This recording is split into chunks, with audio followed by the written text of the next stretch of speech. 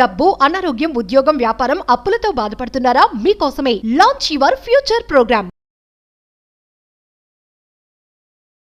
హైదరాబాద్ తర్వాత విజయవాడ, వైజాగ్, తిరుపతిలలో మనం ఈ వేదిక మహావాస్తు క్లాసు కండక్ట్ చేయడం జరుగుతుంది. Hello friends, welcome back to our channel. ఈ రోజు మనతో ఉన్నారు బివిఎస్ఎస్ రెడ్డి గారు. సార్తో మాట్లాడదాం. నమస్కారం సార్. శివోం విరాట్. సార్, ఎనర్జీ అనే విషయం ఉన్నప్పుడు అది ఎనర్జీ అనేది క్రియేటివ్ అవ్వదు, డెస్ట్రాయ్ అవ్వదు, అది ఎప్పుడు ట్రాన్స్ఫర్ అవుతూ ఉంటుంది. అయితే మనం కూడా ఎనర్జీని ఇచ్చిపుచ్చుకుంటూ ఉంటాము రకరకాల పనుల ద్వారా. ఇందులో డౌట్గా అడుగుతున్నాను, మన స్నేహితుల ఇంటికి వెళ్ళినా, లేకపోతే బంధువుల ఇంటికి వెళ్ళినా, లేదంటే మన ఆత్మీయుల ఇంటికి వెళ్ళినా ఉట్టి చేతిలో వెళ్ళకూడదు అంటుంటారు కదా, దీనికి ఎనర్జీ ట్రాన్స్ఫర్కి ఏదైనా లింక్ ఏదైనా ఉందా? శివోం, welcome to my home lucky home, Vedika MahaVastu and money సూత్ర. ప్రతి ఇల్లు సిరి సంపదలతో, ధనధాన్యాలతో, ఆయురారోగ్యాలతో తొలతూగాలని ఆ యాగంటి ఉమామహేశ్వరుని ప్రార్థిస్తున్నాను. శివోం శ్రీమన్నారాయణ. ఎప్పుడైతే నేను ఈ ఆశీర్వచనం చెప్తుంటానో, నేను వాస్తు విజిట్లకు ఇంటికి వెళ్ళినప్పుడు అసలు కొన్నిసార్లు కళ్ళల్లోంచి నీళ్ళు వస్తాయి అంత ఆనందంతో. బయట బోర్డు రాసి పెట్టుకున్నారు, welcome to my home lucky home అని. See the words. నేను ఎప్పుడైతే లక్కీ హోమ్ అని నేను అంటున్నానో, ప్రతిసారి మీరు మా ఇల్లు లక్కీ హోమ్ అన్నాను అనుకోండి, ఆ లక్ ఎక్కడున్నా, పాతాళంలో ఉన్నా పైకి వచ్చి మీ ఇంట్లో కూర్చుంటారు. See that is the things.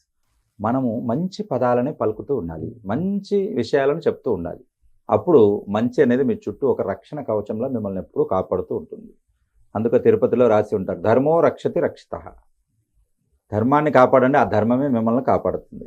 వృక్షో రక్షతి రక్షితః. ప్రకృతిని కాపాడాలంటే మనం చెట్లు నాటాలి, వృక్షాలు కాపాడాలి, అది మనల్ని కాపాడుతుంది. ఎలా కాపాడుతుంది అనేది కరోనా వచ్చినప్పుడు అందరూ చూశారు. ట్రైబల్స్ ఏరియాలో కొంతమంది కొన్ని తాండాలు ఉంటాయి కదా, వాళ్ళలో ఒక్కరూ మాస్క్ పెట్టుకోలేదు, ఒక్కరు కొన్ని వ్యాక్సిన్లు వేయించుకోలేదు, కానీ ఎవరు కరోనాతో చనిపోలేదు. సిటీలో ఉన్న వాళ్ళే చనిపోయారు. ఇవే destructing in the urban area. అక్కడ వాళ్ళు మొక్కలు వేస్తారు, చెట్లకు మన జరిగిన సమ్మక్క సారక్క అని కదా, ఏదైనా వన దేవతలు చెట్లను పూజిస్తారు. సో వాళ్ళ ప్రకృతి బాధ్యత అది, వాళ్ళని కాపాడుకోవడం. ఇక్కడ నాశనం చేసినందుకు మనకు ఒక గుణపాఠం చెప్పిపోయింది కరోనా. సో అలాగా మనము కొంతమంది దగ్గరికి వెళ్ళేటప్పుడు ఖాళీ చేతులతో వెళ్ళరాదు. ఖాళీ చేతులు అని అంటే ఏమంటాం, మనం ఉట్టి చేతులు అంటాం, అంటే ఏమీ లేదు అని. కానీ మనకు సృష్టి, ప్రకృతి ఎప్పుడు కూడా ఏమీ లేదు అనే దాన్ని యాక్సెప్ట్ చేయదు. సంథింగ్ ఏదో ఉంది. ఇప్పుడు చాలా వరకు కొందరు నాస్తికులు ఉంటారు. నాస్తికులు అంటే దేవుణ్ణి నమ్మరు, కానీ ఎనర్జీని నమ్ముతారు. ఎనర్జీకే దేవుడు అనే పేరు మాత్రం ఒప్పుకోరు. మరి దానికి ఏంటంటే శక్తి.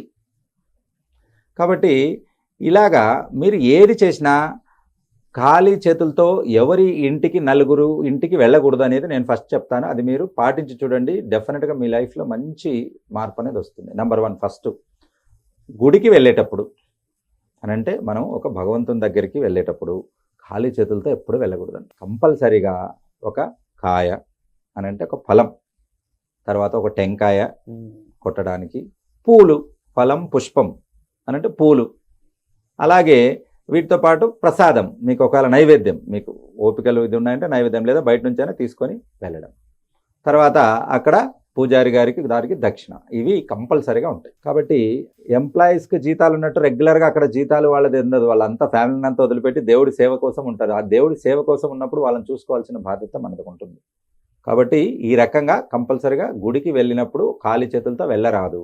అదే శివాలయానికి వెళ్తే, ఇక్కడ శివుడు భోలాశంకరుడు, ఆయన ఏమీ లేదు, ఉత్త చెంబు నీళ్లు పోసినా చాలంటాడు. నీళ్ళు ఎక్కడ దొరుకుతాయి? ఎక్కడైనా ట్యాప్ వాటర్ తీసుకున్నా సరిపోతుంది, మీరు అక్కడే నీళ్ళు కూడా దొరుకుతాయి.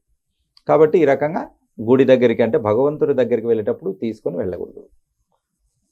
కానీ జనాలు ఖాళీ చేతులతో పోయి ఒక ₹1,00,00,000 లిస్ట్ అక్కడ పెట్టేస్తారు. నాకు బంగ్లా కావాలి, కారు కావాలి, మంచి అమ్మాయి కావాలి, లక్షల జాబ్ కావాలి, అన్నీ కావాలి అని చెప్పేసి ముక్కొని వచ్చేస్తారు. నేచర్ ఎప్పుడు కూడా ఎవరైతే ఇస్తారో వాళ్ళకి ఎక్కువగా ఇష్టపడుతుంది. భగవంతుడు కూడా అంతే, ఏదో ఒకటి ఉంటుంది మీలో ఇవ్వడానికి, అది ఇవ్వండి. ఓకే, ఒకటి భగవంతుడిది. నెక్స్ట్ గురువు గారి దగ్గరికి, మనకు విద్య నేర్పిన గురువు గారు, అలాగే మనకు గైడెన్స్ ఇచ్చిన మెంటరు, ఎవరైనా సరే గురువు గారు అని అంటే మనకు వాళ్లకు ఒక లింక్ అనేది ఉంటుంది. గురువు మనము చెప్పుకునేటప్పుడు కూడా మనం చెప్తాం కదా, తల్లిదండ్రుల కంటే ముందు గురువులు వస్తారు. సో కాబట్టి గురువును మనము బ్రహ్మతో పోలుస్తాం. కాబట్టి అటువంటి గురువు గారి దగ్గరికి మనం వెళ్ళినప్పుడు ఖాళీ చేతులతో వెళ్లకుండా మనం వెళ్ళాలి. మరి ఏమేమి తీసుకెళ్ళాలి? సేమ్ అవే, ఒక పూలు తీసుకెళ్ళొచ్చు, ఒక ఫలం తీసుకెళ్ళొచ్చు, లేదా కొన్ని స్వీట్లు తీసుకెళ్ళొచ్చు, లేదా వాళ్ళకి ఇష్టమైనది ఏదైనా, పిల్లలు ఉన్నారంటే పిల్లలకు బహుమతులు తీసుకెళ్ళొచ్చు. ఖాళీ చేతులతో వెళ్ళకూడదు. ఇలా వెళ్ళి చూడండి, మీ పనులు పర్ఫెక్ట్ అవుతాయి. Wonderful sir. నాకు తెలిసిన ఒక పెద్ద మనిషి ఉన్నారు, నేను చదువుకున్నది బెల్గాంలో, మెడిసిన్ చేసింది. అక్కడ ఆయన 60 మంది క్యూలో ఉంటే కూడా వాళ్ళ ఫైల్స్ ఏది మూవ్ కాలేదు. ఈయన ఫైల్ మూవ్ అయిపోయి ఈయనది రిటైర్మెంట్ అవ్వగానే ఈయన డబ్బులు కూడా ఆయనకు 60 లక్షలు వచ్చేసాయి. అందరూ వచ్చి ఆశ్చర్యపోయారు, అదేంటి మీరు ఎలా చేయగలిగారు అని. అంటే వెరీ సింపుల్, ఆయన ఏం లేదు, ఎప్పుడు ఆ ఫైల్ మెయింటైన్ చేసే ఆఫీసర్ ఇంటి దగ్గరికి వెళ్ళినా 10 రూపాయలు చాక్లెట్ తీసుకెళ్ళేవాడు, పిల్లలకి ఇచ్చేవాడు, అంతే. అదే తేడా అని. అంటే ఆయన వెళ్ళి పిల్లలకి ఏదన్నా చాక్లెట్లు ఇవ్వంగానే ఇక్కడ ప్రకృతి ఒక సూత్రం అనేది పాటిస్తుంది. ఏంటి, న్యూటన్స్ మాదిరి, reaction equal to minus reaction. మీరు ఏదైనా చర్య చేస్తే దానికి ప్రతిచర్య తప్పక ఉంటుంది. అదే యూనివర్సిటీలో మీరు ఏం చేశారు, మంచిగా ఆలోచించి పిల్లలకు చాక్లెట్ ఇచ్చారు. అప్పుడు ఆ ఫీలింగ్స్ ఏమవుతాయి, ఆ వైబ్స్ ఏమవుతాయి, పాజిటివ్ వైబ్స్ వాళ్ళ ఫాదర్కి ట్రాన్స్ఫర్ అవుతాయి. అబ్బా పిల్లల కోసం చేస్తారు, ఆయన ఫీల్ అవుతాడు. మీ పిల్లలకు చేస్తే డెఫినెట్గా మంచిగా ఫీల్ అవుతారు. కాబట్టి అలా మంచిగా ఫీల్ అయినప్పుడు వాళ్ళకు తెలియకుండానే మీ పని చేసి పెడతారు. కాబట్టి దీన్ని మైండ్ హైజాక్ అని అంటాం. అంటే మీ గురించి మంచి వైబ్స్ రావడానికి వాళ్లకు ఇష్టం ఉన్నా లేకపోయినా, వాళ్ళకు తెలిసినా తెలియకపోయినా మీరు చేసుకోవచ్చు. అదే మనం నేర్చుకునేది. సో ఈ రకంగా ఒక గురువు దగ్గరికి, ఒక ఆఫీసర్ దగ్గరికి, ఎవరి దగ్గరికి వెళ్ళినప్పుడు ఖాళీ చేత్తో వెళ్ళమాకండి. గురువు అని అంటే వాళ్ళు ఆఫీసర్ కూడా అయి ఉండొచ్చు, రైట్. ఇది రెండవ సూత్రం. ఇక మూడవది వచ్చేసి, వీళ్ళిద్దరి తర్వాత వచ్చేవాడు మిత్రుడు, ఫ్రెండ్. అంటే రోజు కలిసి ఫ్రెండ్ దగ్గరికి తీసుకెళ్లాలా అని అంటే రోజు కలిసేది కాదు, మనం ఎప్పుడో ఒకసారి కలుస్తాం. ఒక 3-4 ఇయర్స్ గ్యాప్ అయింది, మన బెంచ్ మేటో లేకపోతే చిన్నప్పుడు దోస్తో వచ్చిన తర్వాత ఖాళీ చేత్తో వెళ్ళకూడదు, ఏదో ఒకటి తీసుకెళ్ళాలి. వాడికి ఇష్టమైన స్వీట్ నీకు తెలిసి ఉంటుంది, ఎందుకంటే ఆ ఏజ్లో ఉండే వాళ్ళకి అన్నీ తెలిసి ఉంటుంది, వాడికి ఏం కావాలి, ఏం ఇష్టం ఉంటుందని. అది తీసుకెళ్ళి మీరు ఇవ్వాలి. ఖాళీ చేత్తో మీరు వెళ్ళకూడదు. ఎవరికైనా ఇంటికి వాళ్ళు ఇన్వైట్ చేసిన ఫంక్షన్కి వెళ్ళినా కూడా ఉత్త చేత్తో వెళ్ళకూడదు అన్నట్టు. అలాగా వాళ్లకు ఇవ్వడం అనేది జరుగుతుంది. దీనికి ప్రత్యక్ష ఉదాహరణ ఏంటనంటే కుచేలుడు, శ్రీకృష్ణుడు. Okay, right. కుచేలుడు ఒక శ్రీకృష్ణుడి యొక్క జిగిరి దోస్త్ అన్నట్టు. అయితే ఏమి తీసుకెళ్లాలంటే ఏమీ లేవు అని అంటే అంతటి దీనావస్థలో ఉంటాడు. కానీ ఇంట్లో అటుకులు ఉంటాయి, ఆ అటుకులు కాస్త వేయించుకునేందుకు కృష్ణుడికి అటుకులు అంటే చాలా ఇష్టం. అందున కుచేలుడి చేతి నుంచి చేసిన ఇంకా మంచిది కాబట్టి తన ఇంటి నుంచి అటుకులు తీసుకెళ్లేసి ఇస్తాడు.